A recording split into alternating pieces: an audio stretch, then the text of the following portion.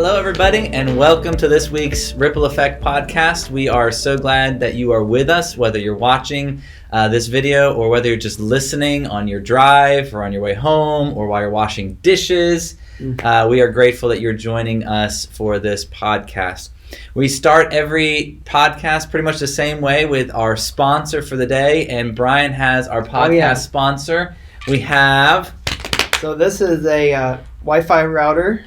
This is actually one made for a camera, but this past week, several of you who are, especially the online-only people, know that we had some internet issues Sunday. The stream, instead of having one video, we had like 6 videos chopped into pieces because the internet kept going out, and we had multitude nightmare scenario of technical difficulties Sunday morning, first hour especially. Most of them were worked out by second hour, but the lights were strobing again. I said first hour just got gypped in a lot of ways because I was so distracted.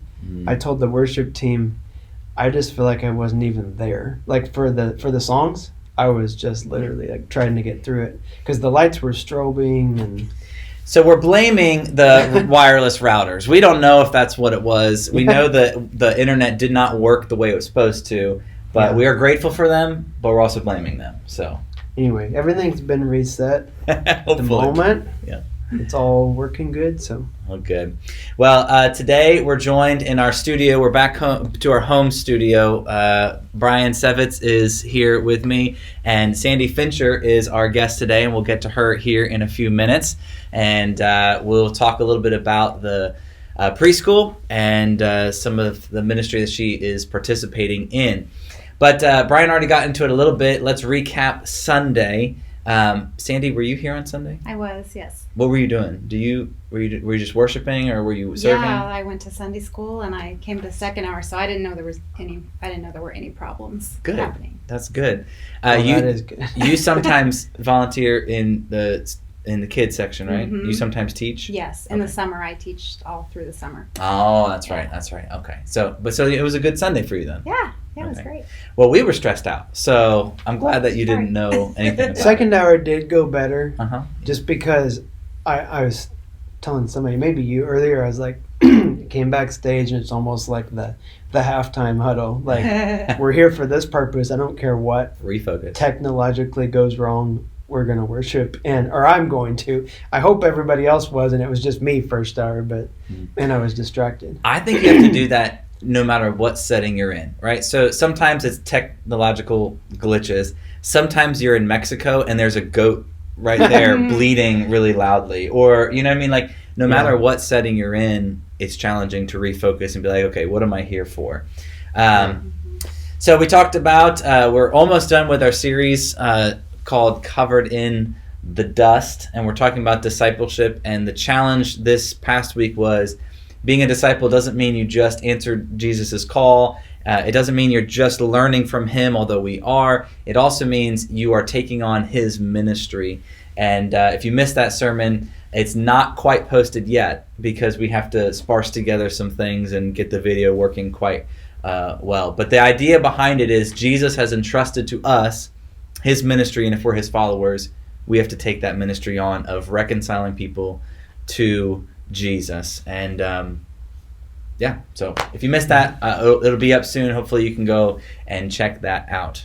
Okay, we have TLCC top 3 for you. Top 3 things that you need to know going into this week that's coming up. Brian, you want to take the first one? Yeah, the first one, these are all things we've been talking about. These are reminders. Nothing new, but they're all happening this week. First one is the Solid Men's Conference, Thursday, over at Central. There's actually a weekend one, I guess, in St. Louis too, if you really wanted to go down there. They do both. That's a two-day thing, and that's on the website. I don't have the details memorized of that, but the one here at Central starts at like 2:00 with some workshops, goes all the way through 6 on Thursday, and then the banquet's at 6:30. And we've been saying that the middle school and high school boys will be covered by somebody in our church if they want to. And yesterday was the deadline. I assume they could still squeak in there if you're just now seeing this, you need to comment or let us know immediately. Yeah, if you have a son or grandson that you want to take to this, it would be a great opportunity for them to be around some men that are pursuing a relationship with Jesus and are trying to grow in their faith. And it's just a good event as well. So, but yeah, all guys are invited to this. It's not a middle school, high school event at all. It's just a good, really exposure to what's a good thing, I think, to do together as guys, and then exposure to the college. You know, if they haven't been over to Central, haven't visited there before, there's a lot of reasons to go. But you don't have to register through us if you're just an adult guy wanting to go. You can do that through the college's website. I'm sure you can just show up as well, but they like to know if you're coming. All right, the second one is if you're part of the XYZ ministry, which is our 55 plus age ministry in the church. I got in trouble one Sunday because I said 65 and older. That was no good. I remember it's that 55 day. plus. They are going to be having lunch together as a group at Rooted 242, and I can never remember the street.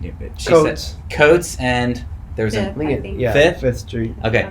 If you heard the podcast last week, we highlighted Rooted 242, and we are grateful for that ministry. They're doing a great job over there. But the XYZ group are meeting there for lunch. They're meeting there at 11 o'clock. It's $15 at the door, and you're welcome to join them over there. They've got a group going, and it should be a lot of fun. So, and then the last one. Do you want to take the last one? 4Gen training. It's coming up. It's again more of a reminder that it's this coming Saturday, and 9 to 2. Yeah.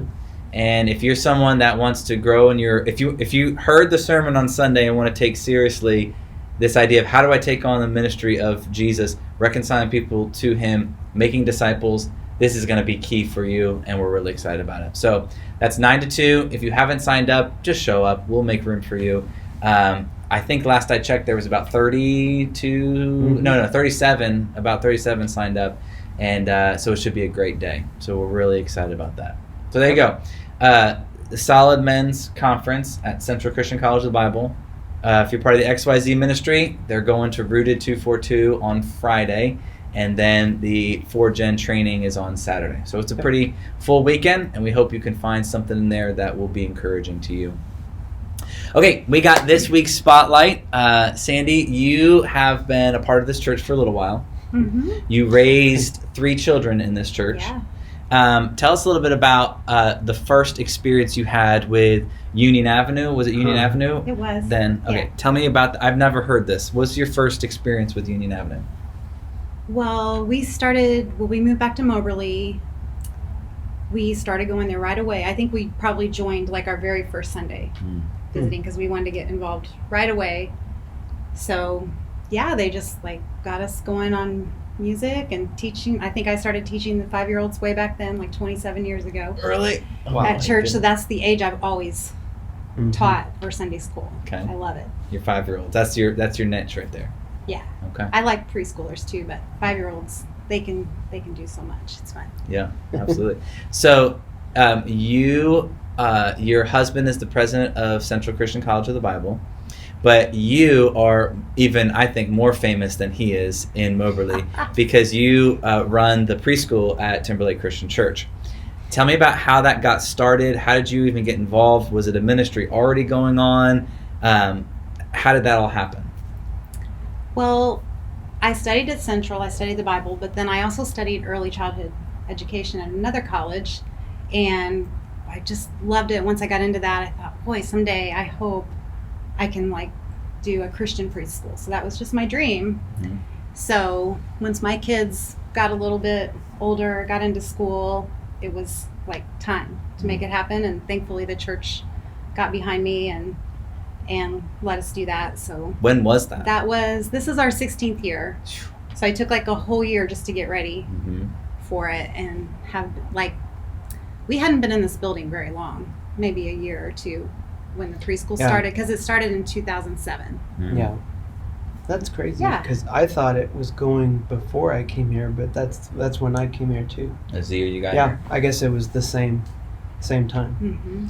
So what have been the biggest blessings that you've seen through the preschool for you personally and also for the church? And then what have been some of the unique challenges that you faced running a preschool?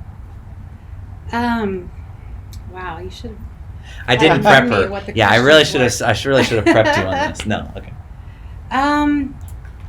Well, we've definitely had people from like our own church, many other churches, and just all around the community, the surrounding towns. So we've been able to touch lives of a lot of different people over the years and make those relationships that continue. Like I still see those families around town. Their kids are grown up, but I can recognize the parents. So that helps me to still recognize the kids if they're with their parents.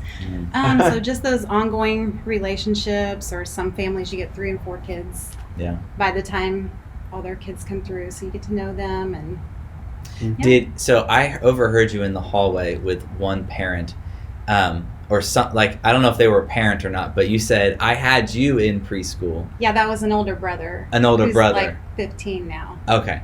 So 15 years is not quite old enough to have the kids that you had have kids in there yet, right? Well, no, but I mean, the first kids we had graduated high school a couple years ago. Oh, so my goodness. I'm waiting for the day. It's coming. It could happen. What about some unique challenges that you faced leading this ministry, working with parents? Has there been things, I mean, obviously around younger students, 4 and 5 year olds? 3, 4, and 5. 3, 4, and 5. So there's always unique challenges. Yeah. But on the side of like, this is a ministry that you're providing for the community. What are some unique challenges you faced? There's always those students that are challenging. My voice. That's what that just figuring out how to love all of them and meet their needs and talk to the parents in a way that encourages them, and not just like, oh, your kid's always being bad. I would never want to make someone feel like that. So, but how to work out those things. Yeah, that's good. So I'm always curious, for someone that starts has a vision for a ministry or an idea, like I want to meet this need. What would you give any advice to yourself 16 years ago when you were pulling the trigger to be like, I'm going to do this? Is there anything, like, now that you are on this side of things, that you would have told your younger self? Is there any advice you would have given yourself? Yeah, well, I love like lesson planning and coming up with a theme and putting everything to go with it. But when I first started, I thought I had to find all the ideas that went with that theme, and I thought I had to do them all. And it's not possible. No. So looking back, I have learned, like, choose a few things that you have an idea are probably going to work and be good, and don't worry about doing them all, because there's not enough time, and you might get to that another year anyway. So that's what I would say, is stop trying to find all the ideas all at once. All at once. What about someone who might feel like God's put something on their heart that, they want to do something? We talked to Amy a little bit about this with her ministry at Rooted 242. Like, what would you say to someone who might feel like, I need to start something, maybe not a preschool, but something, but those fears or worries, or I've got to come up with all the lessons, or what would you encourage someone if they're in that place of God's laid something on their heart to do and they're not sure they can do it? Well, for me, I just took a lot of time to think it through and pray about it and to research, and just took my time in actually getting started.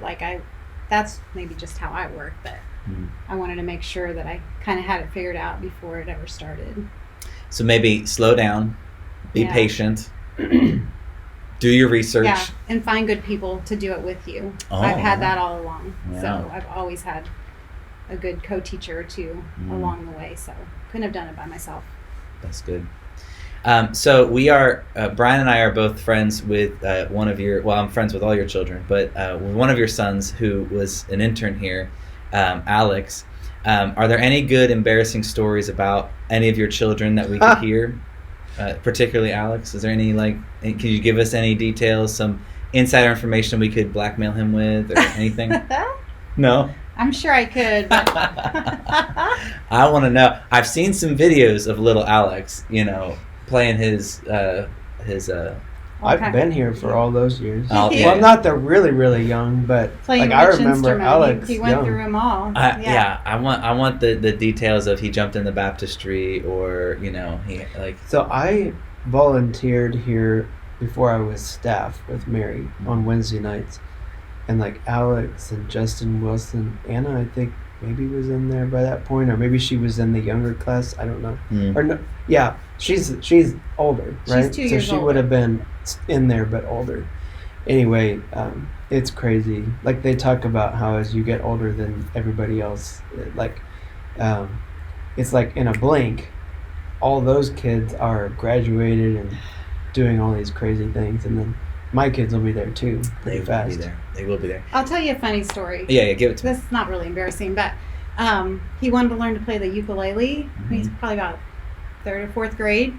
And so we ordered a ukulele, but before it was going to take a while to come in. So he used an app on the iPad that had the strings. You could see them. And he learned to play the ukulele by holding an iPad. So I still remember we got it in the mail. He opened it up and, he could already play it. Because he had been practicing on those iPad. That's ridiculous. Yeah, he's funny. All of your children are incredibly talented, and it kind of makes me sick. With Adam, I did a camp, and just his talent with not only music but also technology just infuriates me. He interned here too. Yeah, did he? Did Anna intern here with Mary? Or did she just help her a she lot? helped a lot. Yeah. Yeah. I mean, She basically was an intern, but not officially. Yeah. well, all of your kids are super talented, and you're on this side of things where, you're, they're married. Yeah. You are a grandma, Mm-hmm. and another one's on the way. Yes. You also lead a mom's group on Wednesday night. Mm-hmm. So that for all the parents who maybe are like me, that are still in those feels like trench years where you're in the diapers and it's late nights and snotty noses and you're wondering, what in the world am I doing? Am I messing my children up? Do you have anything to share with parents, moms, for kids they're still in the process of raising their kids? Yes. Any encouragement for them? You're doing a good work, and keep it up. You're doing great. You're going to get through it, and your kids are they're going to be raised, and all those things you think they're never going to learn how to do or quit doing, they're going to. So don't worry. Stay the course. All of us older ones are just here to help you out along the way and support you. Do you think it's hard for parents to ask people that are kind of older than them for advice or help? What keeps people from either asking for help or maybe someone older that would be willing to, from actually helping? Yeah, I think you just don't want to admit that you're having problems, or that you don't know what you're doing, or that maybe you have this impression you're giving to people that your kids are pretty well perfect, but you don't want everybody to know that they're not. None of them are. I was going to say, that's kind of the secret, isn't it? As you've seen so many kids come through the preschool, you kind of get this vantage point that everyone has issues. Yeah, and even the kids that are really good during preschool, their parents tell me the things they do at home. Right. And I just, can't believe it. So So hang in there and stay the course. You're doing better than you probably think. That's some good advice. Yeah.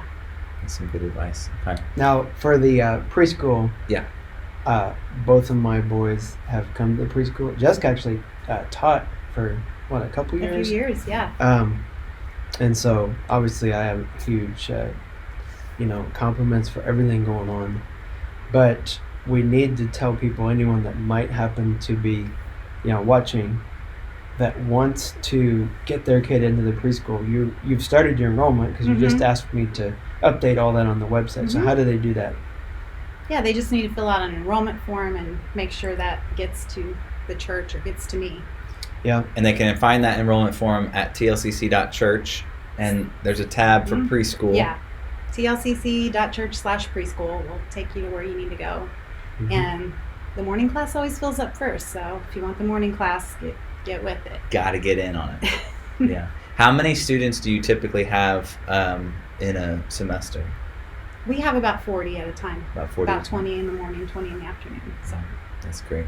That's great. So if you're interested in sending your child to preschool, there's criteria They have to be at least 3 years old, right? Yes. And they have to be 3 by August 1st. By August 1st. Don't try to turn 3 midway through the year and get them in. Don't do that. No, don't do that. Potty trained? Should be potty trained. Maybe there's some gray area there. Yeah. We don't want any brown area. That's the main thing. Gray area is fine. No brown area. So yeah, that's the criteria. And if you are, and then up to 5 years old, right? Yeah. Up to 5. Just starting kindergarten. Just starting kindergarten. So if you are interested in getting your kid enrolled in preschool, that's where you need to do it. TLCC.church/preschool. And you will not regret having your child interact with Sandy and all her volunteers and helpers as well, because she doesn't do it alone. And but they have a great team. Okay, let me give you a final blessing here, the blessing of the week. I was reading this book called Managing Leadership Anxiety, and it just talks about the different ways that we come across anxiety, deal with anxious thoughts, and I haven't gotten that far into it, but it's been a good book so far. But I was thinking about it because in some of my reading, we were in Philippians chapter 4, and you've heard this verse before. Rejoice in the Lord always. Again, I say rejoice. Let your reasonableness be known to everyone. The Lord is at hand. Do not be anxious about anything, but in everything by prayer and supplication with thanksgiving, let your requests be made known to God. And then the promise is the peace of God will fill your life, fill your heart and mind in Christ Jesus. We've heard that verse and we say, okay, be anxious about nothing. And I mean, Sandy and Brian can tell you they've never been anxious about anything. Right? No, okay. And the idea of like, well, what does that even mean? What does that even look like? And I read this line in this book, and it said this. It said, anxiety shrinks the power of the gospel because it presents to us a false gospel, one of self-reliance rather than reliance on God. The gospel of self-reliance is always bad news because it leads to more anxiety. But if I can learn to notice it, eventually name its source and triggers, and move past it, I encounter the actual good news of Jesus, the gospel of grace, which always leads to more freedom. And the idea being when I rely on my own abilities or my own strength, it only is going to create more anxiety within me. So when I face anxious circumstances, Paul is onto something here when he says, let your requests be made known to God. Because it's in doing that we're reminded, I don't have to solve every problem. Like you're saying, I don't have to figure all the answers out right at the beginning. But I lean on God's understanding. And in that way to address it, I am reminding myself, my mind, and my body, my power comes from Christ, not from me. And when I lean on Him and trust in Him, I am believing and embracing the gospel of Jesus, which is always going to lead to more freedom, not more anxiety. So that's your encouragement for today. If you're dealing with anxious thoughts or maybe some things coming up that has kind of kept you up at night, remind yourself, am I trusting in the gospel of Jesus, which leads to peace and freedom, or a self-led gospel, which I have to do everything on my own? Do you have anything more to say about that? I know I just spat it off, but that's the best. That was good. Thank you. I need that reminder like almost every day. Yeah. And that's the problem is we often, I read somewhere they were talking about snack bites of the Bible, where you go to the Bible just to snack when you're feeling hungry or when you feel like you need something, rather than daily intake. We need the reminder daily. So. Well, thank you for joining us this week for this week's edition of the Ripple Effects podcast. We hope that you've been blessed and encouraged, that you've learned a little bit about the preschool. Thank you, Sandy, for joining us. Brian, as always, thank you for being here as well, and we'll see you next time. God bless you guys.